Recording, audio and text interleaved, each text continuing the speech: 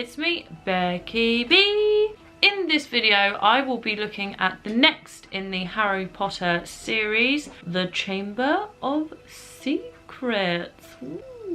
Exciting. Kinda. But before I continue, I would kindly like to ask that you like, share, subscribe, tap, comment, blah blah blah, etc, etc. And thank you for your continued support. So I will start with the details. Harry Potter and the Chamber of Secrets, the book, was originally published in 1998. The film franchise shortly followed in 2002, and yeah, it's definitely, when talking to people, you get very mixed reviews on Chamber of Secrets. Now, the film and the book I actually used to rate as my least favourite in the series, mainly because of the fact that I just found it a little bit dull. I suppose the Philosopher's Stone was slightly above it at the time because of the fact that it was the opening to the Harry Potter series. It was very exciting, very new, and when you had that original hype of the Philosopher's Stone to then get Chamber of Secrets, as I say, it's a little bit of a letdown. But that's a personal opinion of mine. Some people might absolutely love it. So I haven't read the book since it was originally published, which was a long time ago, and having reread it again, and I must say that my opinion of it has actually improved. I actually didn't realise, probably when I was younger, for some strange reason, because you would have thought that when you're younger you would have been a bit more like but reading it again now, I actually think that it's a lot darker than I originally perceived it to be. Moments like when Mrs. Norris is discovered and then there's the writing on the wall, and the way it's described in the book is actually very creepy and eerie. I must admit, when I saw it on film, it didn't have quite the same level of eeriness, so I think the book did a really good job in terms of those little details that they described. You would have thought when it's on film it would have brought to life the scenario. It didn't. So we're also introduced to Moaning Myrtle. Again, upon reading the book and listening to her story, it's actually very tragic.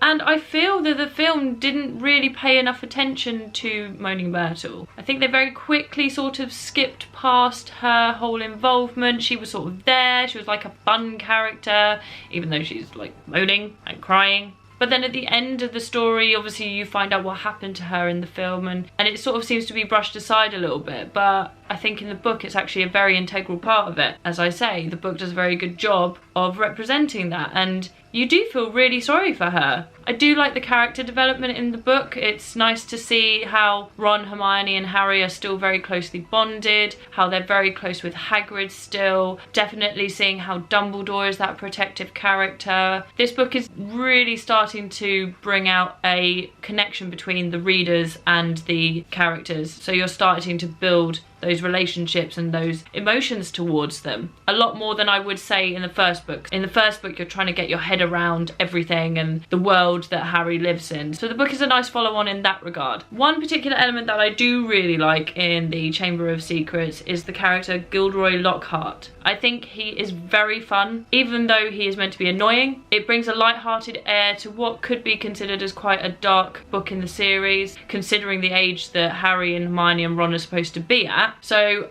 I like that light-hearted element that he brings. And then to reference it back to the film and picking Kenneth Branagh as the part, when you reread the book and you know that he is the actor that plays this character in the film, you do start seeing him when you're reading the book, which I think adds to the enjoyment of the character. And I think it brings a sort of realistic element to the story as well. We are surrounded by media, by celebrities, by this exaggeration of how perfect they are, and that's exactly what Gilderoy Lockhart's character really is. He's presented as this good-looking, talented, fun man, and the reality of it is he's actually pretty pathetic.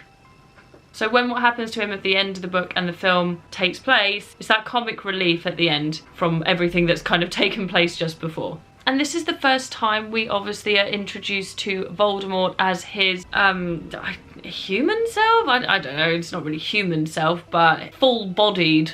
That sounds really weird, as Tom Riddle. Again, reading the character of Tom Riddle, when I originally read it, I wasn't that intimidated by him, but reading it now, he's definitely a lot more sinister, a lot more intimidating, and maybe it's because when I originally read it I hadn't actually got any more ideas of what Voldemort or this Tom Riddle character was, so reading him at that early stage he wouldn't seem that intimidating. But perhaps since then, because I've read the rest of the series, because I've watched the films, I know how intimidating and scary and just downright nasty Voldemort is, and so maybe that's what makes the words upon rereading them more menacing. Other than that, the book is reasonably enjoyable. It is an easy read. I did get through it quite quickly, and I did find I was more engaged in it than I originally anticipated that I would be. So the film, again, I think actually does a pretty good job of sticking as closely as possible to the book. There are certain elements which, for time constraints, again, I know that they couldn't really include, but it does seem a shame. There is a part in the book where Nearly Headless Nick has a ghost party, and that's where you first meet Moaning Myrtle, and from there it really helps to build on her storyline, and I feel it's a bit of a shame because I think that would have been visually quite enjoyable to watch all these ghosts at this party, and especially the way the book describes it with the music and the food, and also how Harry, Ron and Hermione react to being at this party. One thing I did find rather peculiar with the film is where they changed little details which to me seem completely irrelevant. They didn't really need to change those details. I noticed was the fact that when they drink the polyjuice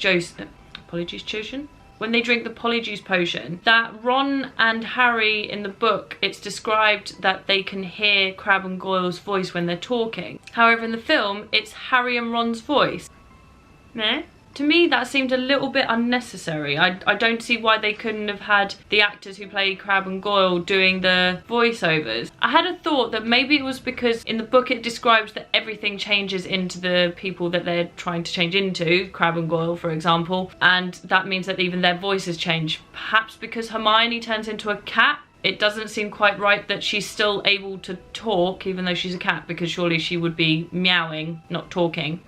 So perhaps that was a detail that they sort of went, oh, we should change that because that makes no sense. But I probably just thought way too much into it. I do like the scene with the Whomping Willow. I think that's very effective. I quite like the fact that they added an extra bit with the car and the train, and even though you would expect that students would have seen a flying car if they were that close to it, but it just adds to the dramatic effect of the film, and I don't think it's necessarily a bad thing. It makes the whole excitement of them driving this flying car more appealing. There is another aspect of when they go into the Forbidden Forest and they come across Aragog, again with the car. There's certain details that the film has left out, which again I'm sort of like, but you don't, that would have added maybe like what, 30 seconds onto film if you'd just done it how the book describes, and I think visually it would have been a lot more stimulating. But again, it's, I suppose it's artistic license and they've just had to do what they think is the most important, which I understand, but from my personal perspective I would have liked to have seen Harry and Ron being carried into the forest by the spiders. So the actor who plays Tom Riddle, I felt wasn't good enough, wasn't menacing enough, especially after rereading the book and actually realising that the Tom Riddle in the book is quite intimidating. To then see how he's portrayed on the film was a little bit of a letdown, and I think they could have done a lot more to create that feeling of terror that Voldemort obviously brings as a character. And also I felt like that scene was quite rushed. I don't know if that's just me, but I think it's meant to be this big dramatic, you know, they've just found Ginny, there's the basilisk that appears, and even with Fawkes, I feel like he's more prevalent in the book and not so much in the film, and it's a tiny detail that again they've taken out and I don't think they needed to, and that moves me into the basilisk. Now don't get me started on the basilisk. I had this image of this big old scary serpent from the book, and the film portrays it as though it's a wingless, armless dragon. I mean, some people might say that snakes kind of look like wingless, armless dragons, but I don't know, it's like, it's the loads of teeth and the shape of the head. It's not really the right colour. I'm being very picky here, and I know I am. I just think in a moment like that where it's meant to be this big climax and it's meant to be this terrifying creature, and it just looked like a toothy slug. Didn't find it scary, so again that was disappointing. I'm just glad that there was the respite with Gilderoy Lockhart at the end, as I've already mentioned previously. So there's new characters that are also introduced to this who are quite dominant characters other than Moaning Myrtle, one of them being Dobby. So this This is actually where I think the film does a better job than the book. I found Dobby irritating in the book because of the way he is towards Harry. Even though I know he's trying to help him, it's just a bit like, oh, just go.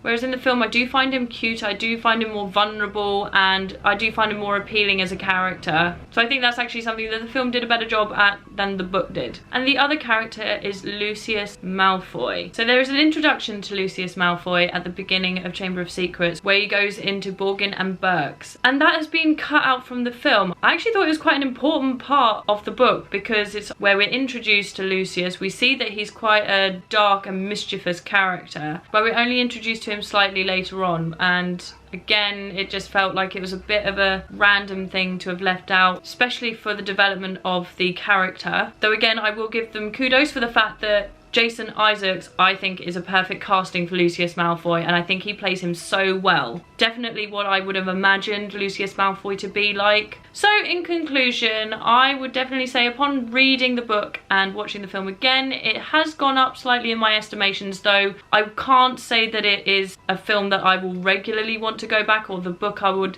be likely to pick up straight away. If I was going to rate the book, I'd have to say it's a 6.5 out of 10. I did enjoy it. I did find elements of it creepier upon rereading. And as for the film, I probably would have to rate it about the same, 6.5 out of 10. It is enjoyable. It does a good job of being quite closely accurate to the book. There's just certain bits that I wish that they'd maybe changed or not done or had done, but overall not too bad. So thank you very much for watching. If you have any feedback on what I've said in this video, or maybe you want to give your rating on the book and the film, is there anything that you noticed that maybe I've missed that you felt was done well or could have been done better? Please do leave your comments below, and I will see you in my next video.